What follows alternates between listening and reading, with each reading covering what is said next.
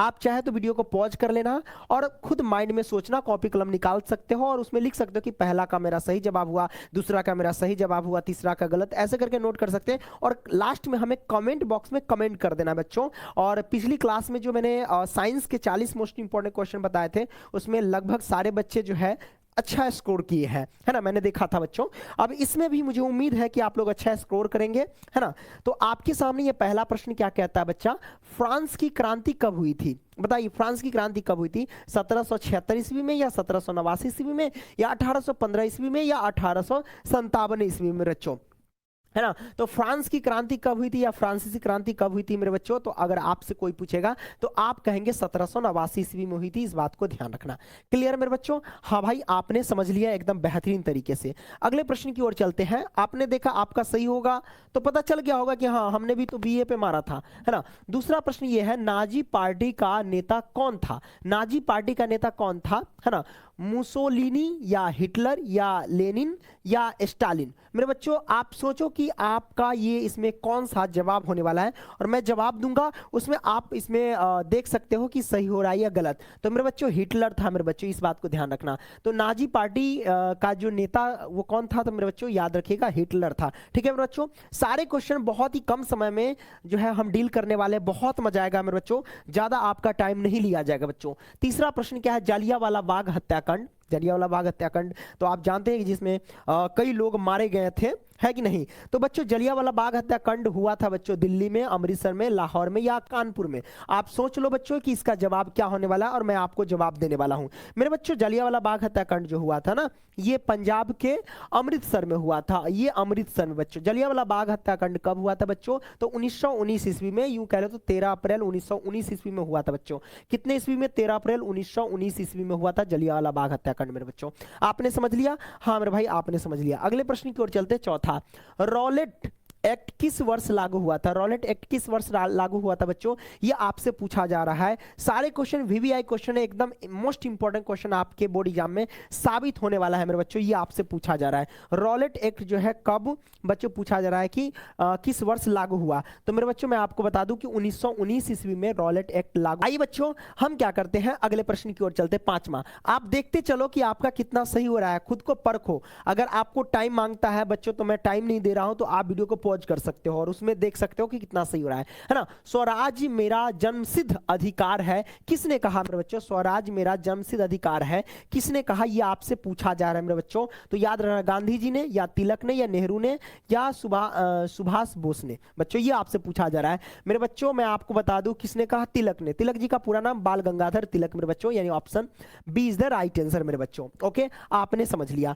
अगले प्रश्न की ओर चलते हैं। आइए, छठा प्रश्न ये है, असहयोग आंदोलन शुरू हुआ था बच्चों। असहयोग आंदोलन शुरू हुआ था, कब शुरू हुआ था बच्चों? ये आपसे पूछा जा रहा है। 1719 में, 1918 में, 1920 में, या 1922 में बच्चों? आपका जवाब क्या है माइंड में सोचो, और मैं जो जवाब दे रहा हूं उससे आप मिलाओ कि आपका सही क्या होने वाला है बच्चों। तो बच्चों मैं आपको बता दूं 1920 ईस्वी में। क्लियर मेरे बच्चों? यानी option C is the right answer. आप देखो सारे क्वेश्चन आपको समझ में आ जाएंगे मेरे बच्चों। ओके, आइए मेरे बच्चों अगले प्रश्न की ओर चलते हैं। प्रश्न क्रमांक 7 ये है कि फ्रांसीसी क्रांति का प्रतीक था बच्चों। फ्रांसीसी क्रांति का प्रतीक था मेरे बच्चों, क्या था? कमल का फूल, या गुलाब, या गिलोटिन, या स्वास्तिक, है ना, स्वास्तिक है, सॉरी, तो अस्तिक है बच्चों। तो क्या होगा मेरे बच्चों? तो गिलोटीन मेरे बच्चों, option C is the right answer.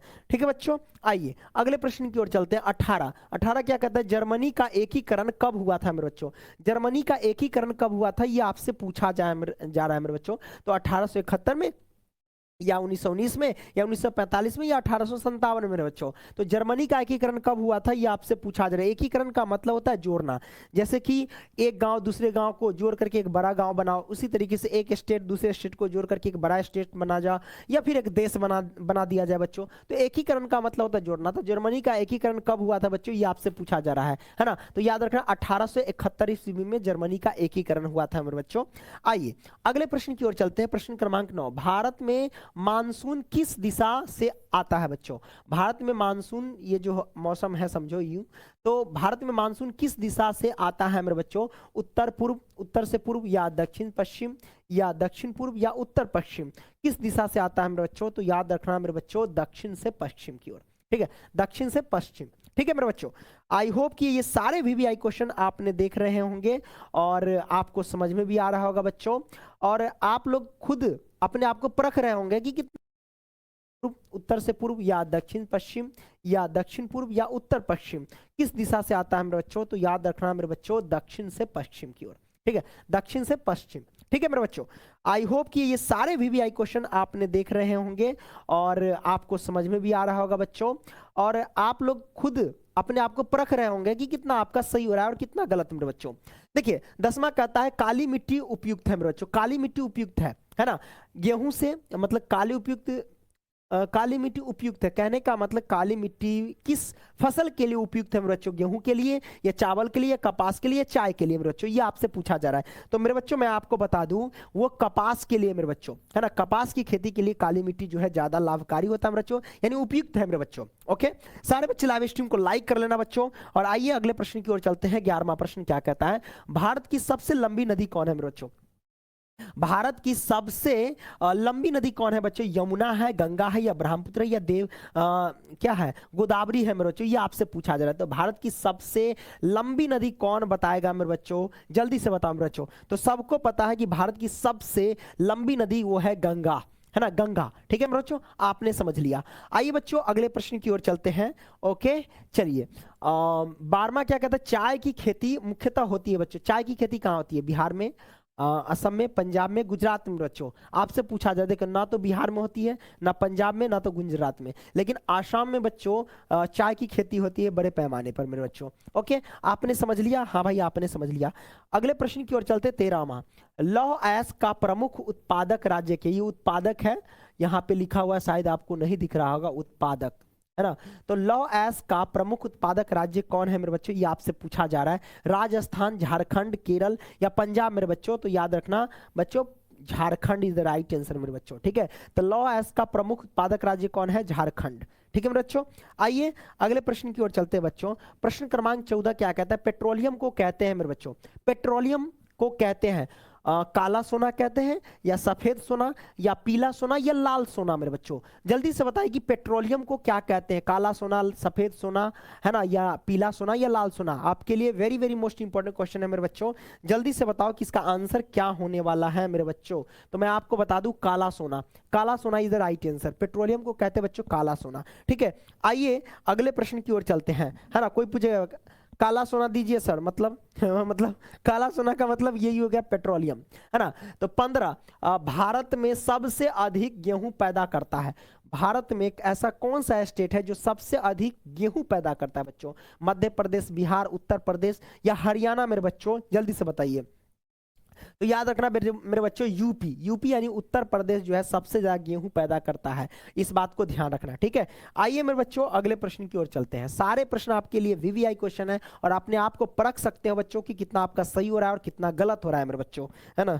Okay, 16वां प्रश्न क्या कहते हैं, खनिजों का प्रमुख स्रोत क्या है मेरे बच्चों, खनिजों का प्रमुख स्रोत क्या है। 4 ऑप्शन दिए गए बच्चों और चारों ऑप्शन में आपको बताना है, कृषि, खनन, उद्योग या व्यापार। बच्चों खनन इज द राइट आंसर। तो खनिजों का प्रमुख स्रोत क्या है, खनन। जब हम खनन वगैरह करते हैं तो ये किसका प्राप्ति होता है, खनिजों का प्राप्ति हो जाता है मेरे बच्चों। आइए अगले प्रश्न की ओर चलते हैं। प्रश्न क्रमांक 17, है ना, लोकतंत्र के पास होता है, लोकतंत्र में, है ना, लोकतंत्र कह लो या प्रजातंत्र कह लो, है ना। तो लोकतंत्र में शक्ति किसके पास होता है बच्चों, है ना, राजा के पास, या प्रधानमंत्री के पास, या जनता के पास, या सोना के पास, सेना के पास, सॉरी, ये आपसे पूछा जा रहा है।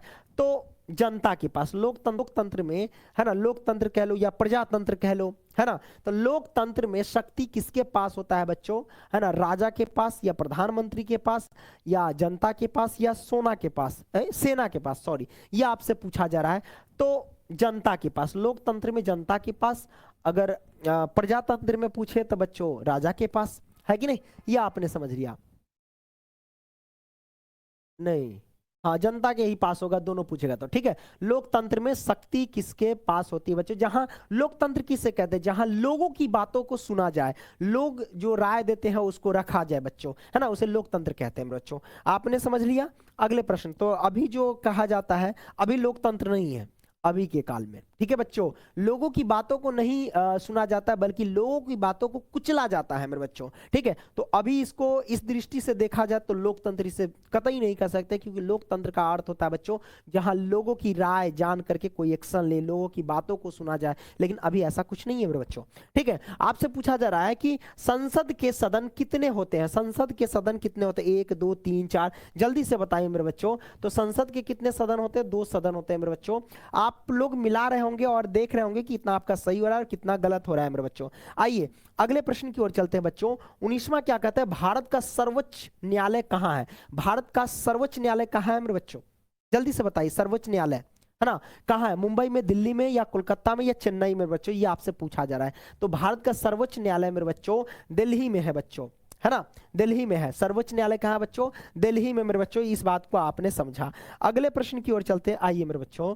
20वां क्या कहता है, राष्ट्रपति, है ना, राष्ट्रपति का कार्यकाल होता है, राष्ट्रपति का कार्यकाल कितने दिनों तक होता है, 4 वर्ष, 5 वर्ष, 6 वर्ष या 7 वर्ष बच्चों, जल्दी से बताइए कि राष्ट्रपति का कार्यकाल कितने वर्ष होता है। मेरा बच्चे 4 वर्ष तो कभी होगा ही नहीं, 6 वर्ष कभी नहीं, 7 वर्ष कभी नहीं, 5 वर्ष ही होता है। राष्ट्रपति हो या प्रधानमंत्री हो मेरे बच्चों, या यूं कह लो मुखिया हो, है ना, इस सबका कार्यकाल 5 वर्ष के लिए रहता है मेरे बच्चों, है ना। तो आइए बच्चों अगले प्रश्न की ओर चलते हैं। प्रश्न क्रमांक 21 क्या कहता है, भारतीय संविधान लागू हुआ, बच्चों भारतीय संविधान जो है वो लागू हुआ 1947 में, या 1949 में, या 1950 में, या 1952 में बच्चों। भारतीय संविधान, संविधान कब लागू हुआ था मेरे बच्चों, ये आपसे पूछा जा रहा है ना। सबको पता होना चाहिए कि संविधान कब लागू हुआ था मेरे बच्चों, है ना। 26 जनवरी 1950 ईस्वी को बच्चों हमारा संविधान जो है लागू हुआ, गणतंत्र दिवस के दिन मेरे बच्चों, है ना, इस बात को ध्यान रखना। तो भारतीय संविधान कब लागू हुआ, तो 26 जनवरी 1950 ईस्वी को मेरे बच्चों। आइए आपने इसको समझ लिया।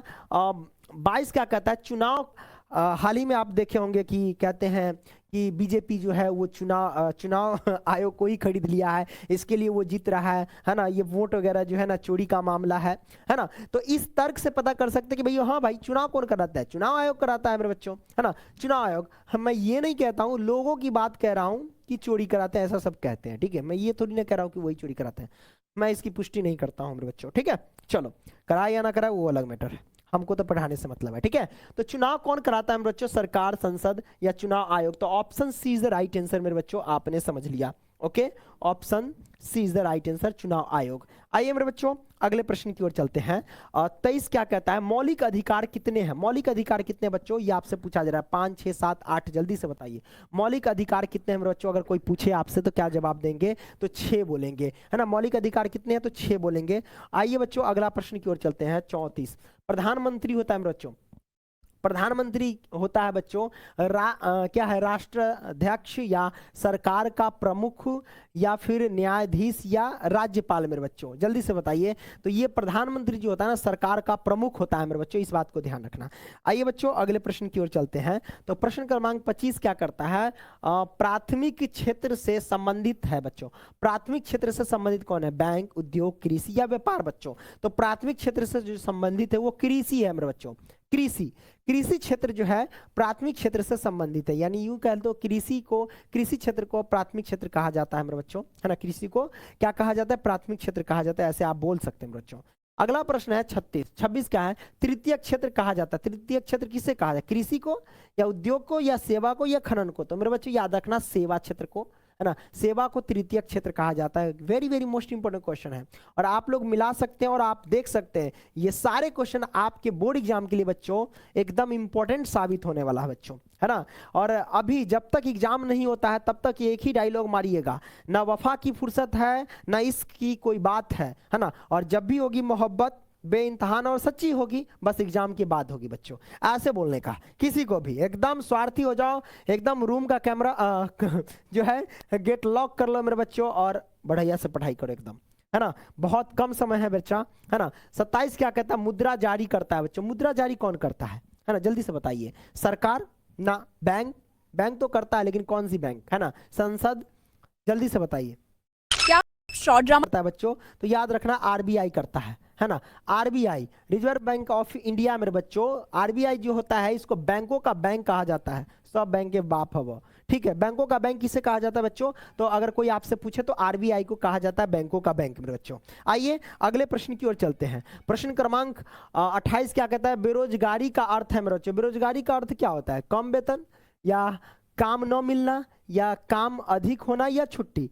सही बात है, बेरोजगारी का अर्थ होता है काम न मिलना। अगर हम लोगों को काम नहीं मिला तो बेरोजगार है बच्चों, और वैसे भी भारत में बेरोजगार बहुत लोग हैं, है ना। आइए बच्चों अगले प्रश्न की ओर चलते हैं।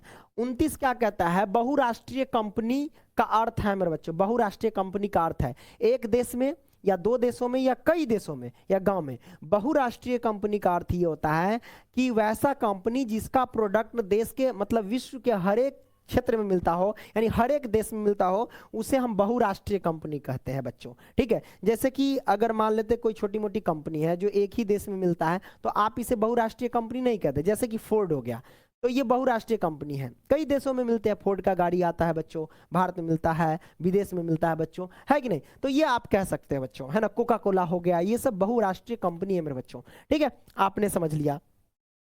आइए बच्चों अगले प्रश्न है 30वां क्या कहता है? जीडीपी का पूरा नाम क्या है बच्चों? जीडीपी का पूरा नाम क्या है बच्चों, है ना।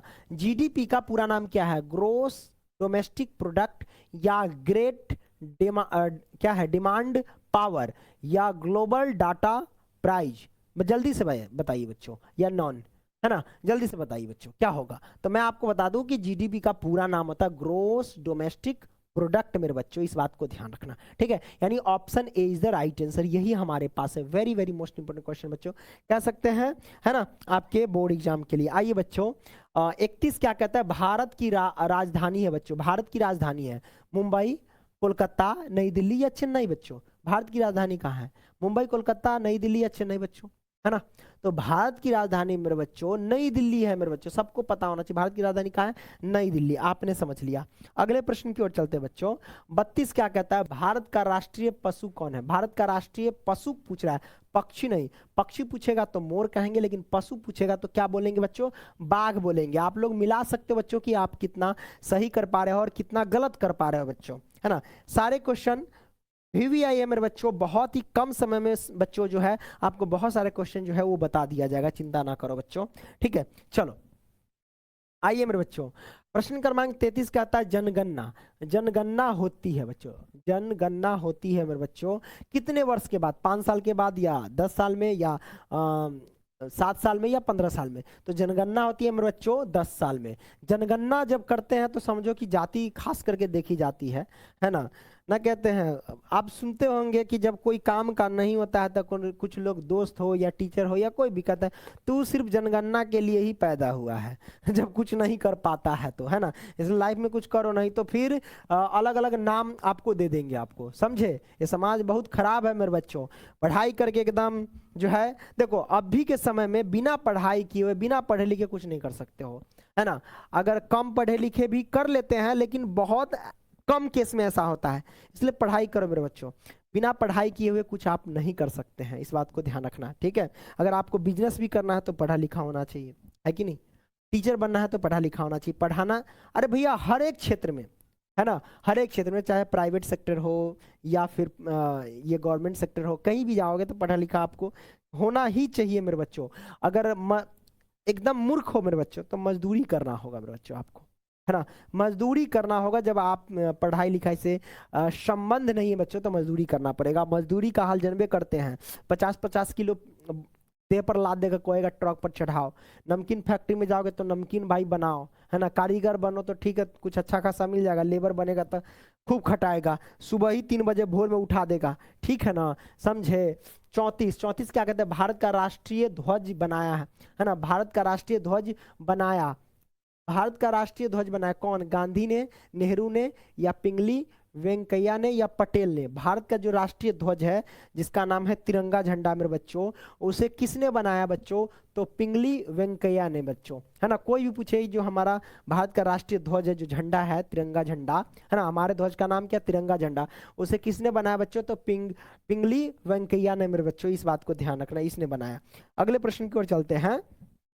35 कहता है साक्षरता का अर्थ क्या है बच्चों? साक्षरता का अर्थ क्या है? बोलना, पढ़ना लिखना, या खेलना, या काम करना मेरे बच्चों। तो साक्षरता का अर्थ है मेरे बच्चों पढ़ना और लिखना मेरे बच्चों। इस चीज को आपने समझ लिया। आइए अगले प्रश्न की ओर चलते। 36 लोकतंत्र की विशेषता है मेरे बच्चों। लोकतंत्र की विशेषता क्या है? तानाशाही, है ना, समान अधिकार, युद्ध, या शक्ति। लोकतंत्र जहां लोगों की बातें सुना जाओ उसे लोकतंत्र कहते हैं। तो लोगों की बातें यानी समान अधिकार होना चाहिए। लोकतंत्र किसे? जिसमें समान अधिकार हो बच्चों।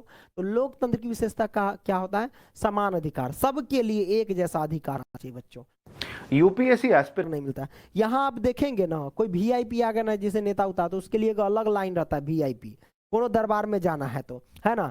लेकिन विदेश में जाइए तो चाहे अमीर हो गरीब हो कोई भी हो, सबके लिए समान लाइन कतार में लगी और जाइए, है ना। ये नहीं है भारत में ऐसा। ठीक है बच्चों। चलो, भारत का राष्ट्रीय खेल क्या है मेरे बच्चों? तो भारत का राष्ट्रीय खेल बच्चों हॉकी है। बचपन में पढ़े थे कबड्डी, लेकिन कबड्डी नहीं है, हट गया, हॉकी हो गया मेरे बच्चों, है ना। कबड्डी एक क्या कहते हैं, कविता था, बचपन में हम पढ़े थे, चित कबड्डी रेता भगत मेरा बेटा भगताई मेरी जोड़ी, ऐसे कुछ करके था, है ना। चलो अगला प्रश्न हम चलते हैं बच्चों। 38 क्या कहता है कि भारत में सबसे अधिक बोली जाने वाली भाषा क्या है बच्चों? भारत में सबसे अधिक बोली जाने वाली भाषा क्या है बच्चों? अंग्रेजी, हिंदी, है ना, बंगाली, या तमिल बच्चों। भारत में सबसे अधिक क्या बोला जाता है? अंग्रेजी थोड़ी ना बोला जाता है ना, हिंदी बोला जाता है बच्चों। भारत में सबसे अधिक जो है बोली जाने वाली भाषा वो है हिंदी। चाहे मराठी लोग हो वो भी हिंदी बोलते हैं, चाहे भोजपुरिया लोग हो वो भी हिंदी बोलते हैं। भोजपुरी तो हिंदी से मिलता ही जुलता रहता है। मैथिली वाले हो वो भी हिंदी बोलता है, तमिल वाले हो वो भी हिंदी बोलता है ना। तो कोई भी, है ना, राजस्थान के लोग हो वो भी हिंदी बोलता है बच्चों, है ना। तो सबसे ज्यादा जो भारत में बोली जाती है वो हिंदी भाषा बोली जाती है मेरे बच्चों। आइए अगले प्रश्न की ओर चलते हैं, है ना। 39 क्या कहते हैं? संविधान का संरक्षण कौन करता है? संविधान का संरक्षण कौन करता है, यूं कह लो तो देखभाल कौन करता है बच्चों, है ना। तो बच्चों संसद, ये सब तो एक से बस चले तो साला के, सॉरी सॉरी, है ना, इस सब का बस चले ना तो इस सब का उल्लंघन करेगा संविधान का, राष्ट्रपति सब, है ना। सुप्रीम कोर्ट, हाँ supreme court is the right answer, ये करता है। जब यही बिक जाएगा तो समझ जाना देश खतरा में है कि नहीं। संविधान का संरक्षण करने वाला ही बिक गया तो समझो देश खतरा में है। ठीक है, तो supreme court is the right answer, प्रधानमंत्री नहीं। प्रधानमंत्री तो नया नया कानून ला देंगे। चलिए 40 क्या कहता है? भारतीय लोकतंत्र आधारित है बच्चों। भारतीय लोकतंत्र आधारित है ना, राजा, जनता, सेना, या धन पर। तो भारतीय लोकतंत्र जो आधारित है वो जनता पे। जनता नहीं रहेगा तो फिर लोकतंत्र कहाँ होगा, है कि नहीं, जनता पर आधारित। तो भारतीय लोकतंत्र किस पे आधारित है बच्चों? जनता पे। तो आपने क्या करा, 40 वीवीआई क्वेश्चन सोशल साइंस के आपने देखा बच्चों। मुझे उम्मीद है कि आप ये सारे क्वेश्चन देखे होंगे और आपको कितना सही हुआ इस 40 में से कितना में कितना आप सही किए हमें प्लीज कमेंट करके बताएंगे, बहुत आनंद आएगा बच्चों। देखते हैं कि मेरे बच्चे कितना जुनून के साथ पढ़े हैं। कमेंट बॉक्स में कमेंट कीजिए, एकदम सही सही बोलिएगा, कितना गलत हुआ वो भी बोल दीजिएगा। ठीक है बच्चों, बाय बच्चों, टेक केयर, लव यू, जय हिंद जय भारत। और आप लोग लाइव स्ट्रीम को लाइक कर लीजिएगा बेटा, आप लोगों का नाम नहीं ना पढ़ पाएंगे इसलिए सॉरी मेरे बच्चों। नाम पढ़ेंगे तो ये कंटेंट जो 40 क्वेश्चन कराए ना बच्चों, ये क्वेश्चन हो सकता है कि 1 घंटा प्लस हो जाता, लेकिन बहुत ही कम समय में बिना टाइम गंवाए आप लोगों का जो है एकदम बढ़िया तरीके से खत्म कर दिया मैंने बच्चों। बाय बच्चों, टेक केयर, लव यू, जय हिंद जय भारत।